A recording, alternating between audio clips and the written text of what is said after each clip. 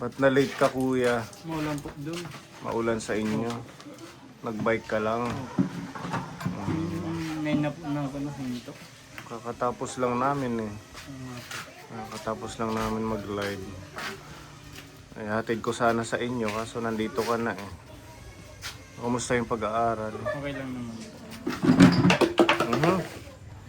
Wala namang problema sa school. Wala naman po. Maganda nga po ngayon kahit dahil yung sa bagong curriculum. May mga tempo na pwede kang malate pag Pwedeng malate? Opo, pag pagod. Bakit? Kasi yung po sa amin, may inuutos sa school. Tapos kami yung gagawa. Ganun. Ano man, kumusta sa Chatlin? Okay lang naman po. Nagkabati na sila no? Hindi pa rin. Umalis na nga po si Kuya Dave. Umalis na doon si Kuya Dave. Kailan pa? Nakaraan. Kasi nag-away po sila. Mga lasing. Mga lasing. Opo. Kaya ganun. Pero hindi na nagbubugbog. Nung paalis, ganun na nga po yun. Nagkakasakitan na sila, buti nga po dumating si Ate Day. Ganun po. Oo, maghiwalay na lang sila. Oo nga po eh. Kaysa Pero sa ganun din ganyan. naman to, pag si Ate, yung mga dapat niya gawin, hindi niya nagagawa. Puro na lang nakwat siya. Sino? Si Ate. Tapos pa siya, nagbibisyo na naman. Ano yung bisyo? May inom, tapos sisigarilyo. Pero yung pangbubugbog kay Chatlin, talagang dahil sa niya. Dahil nga po yung nagiinom si Kuya Dib, tapos minsan po nagiinom si Kuya Dib, tapos pinakikialaman ni Ate. Pero hindi dapat yun eh. Hindi dapat sinasaway mo dapat yun. Kahit naman po sawayin, wala. Na hindi niya bugbugin yung kapatid Kahit mo. naman po, kahit sino ayaw pa rin po makinig. Hindi, si Dave ang sasawayin mo. Kasi Sila naman pong dalawa, sinasaway po yun, pero ayaw po makinig. ayaw nilang makinig. Sabihin mo kay Dave, huwag mong bugbugin kapatid ko yan. Pwede mong pagsalitaan, pero huwag mo... Pero sasabihan ko naman po yun siya. Lalo po paglasing. Pero wala pa din po eh. So ngayon talagang totally naghiwalay na. Opo. Nagagawa pa niya yung mga gusto niyang gawin kasi wala sa kanya yung bata. Kinuha ng Dave. Hindi nala po. Kaya pala nagbibisyo. Opo. Dahil akala ko nasa puder niya. Wala po.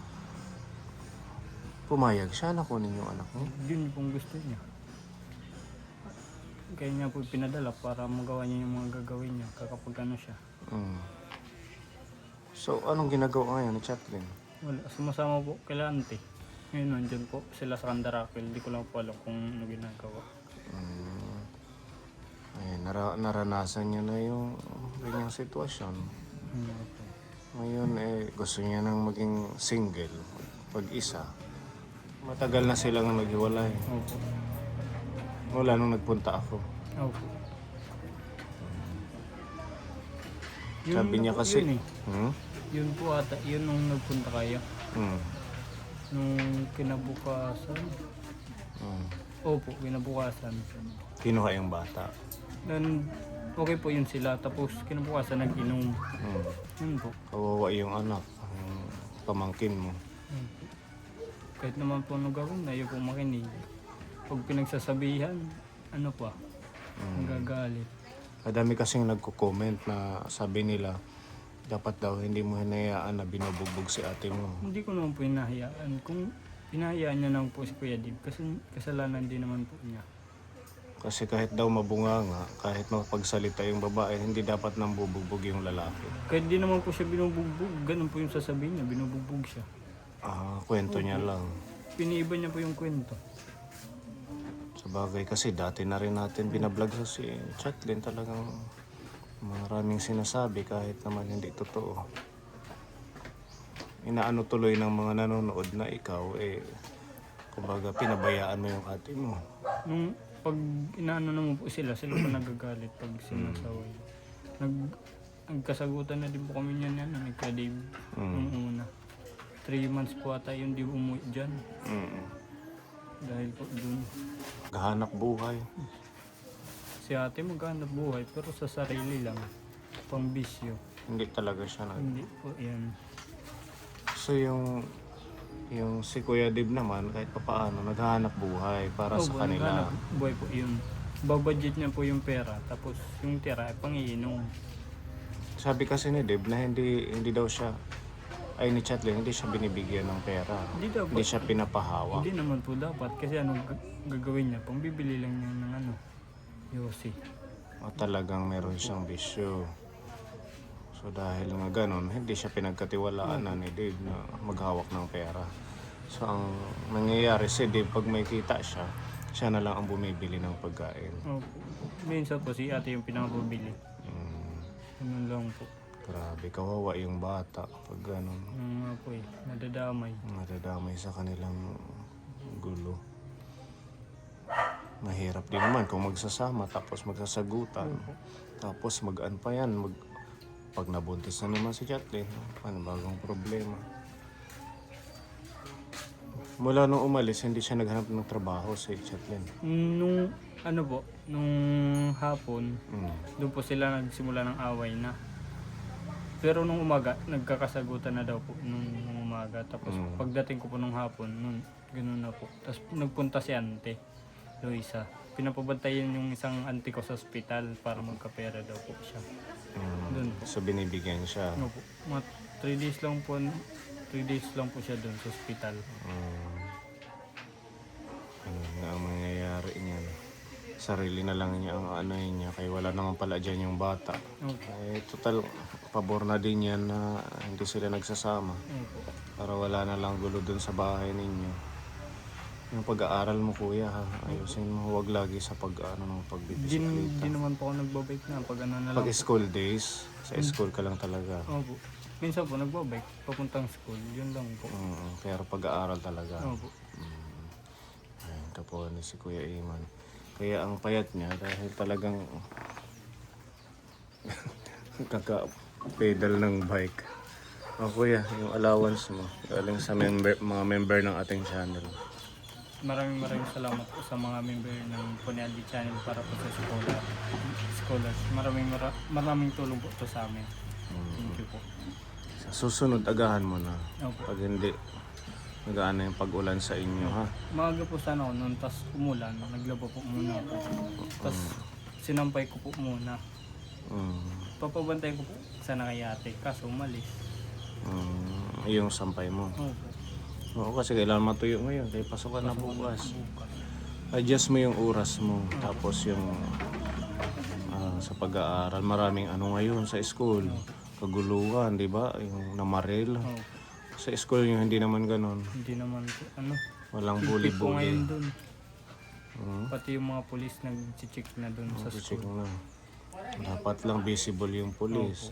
Lalo na yung mga kagaya sa inyo, may mga nagtitrip-trip yung mga ibang bata, hindi nagugustuhan yung isang kaklase. Opo. Huwag ka na makikipag-away. Wala naman po yun dun. Yung ano po namin sa school ngayon, paano magkapera sa loob ng school. Yung pagkakabit ng electric fan, gano'n. Opo, pag-ayos ng mga wire sa loob ng school. Ginagawa nyo. Opo. Ano yan, utos or... Utos po. Tapos na, pag may klase naman, na excuse para makapag-comply pa. Sige, basta galingan mo lang ha. Ayan, salamat po Kaponi. Ayan, si Kuya Iman, tuloy po ang ating support. Ayan, si Kuya.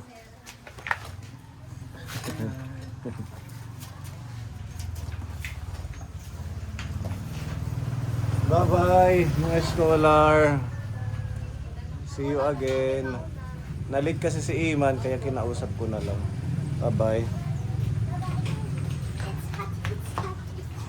Sige kuya, may lakad ka ngayon? Wala. Dito ka na kumain. May gulay din. Ano to? Kundol? Nilagyan sardinas na kundol. Kain po. Kain tayo. Sa trabaho? Ano trabaho? Saan? Pag may naputol po. Babantay ng sa ospital. Hindi pa matured. Kaya nga. Kawawa yung bata, sabi ko nga. Tsaka nagbibisyo talaga siya. Nagsisigarilyo daw. Nakikita mo, kuya. Opo. Tinatago na lang. May stress siguro. Stress. Wala kasing nagkagabay eh. Yung mga bata pa sila. Kaya huwag mag-aasawa agad kung iiwan. Tapos yung pag-aaral.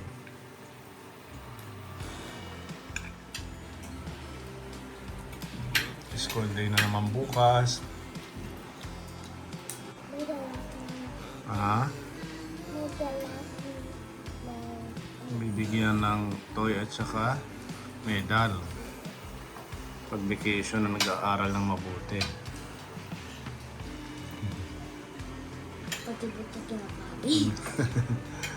Ayun gusto niya malasa.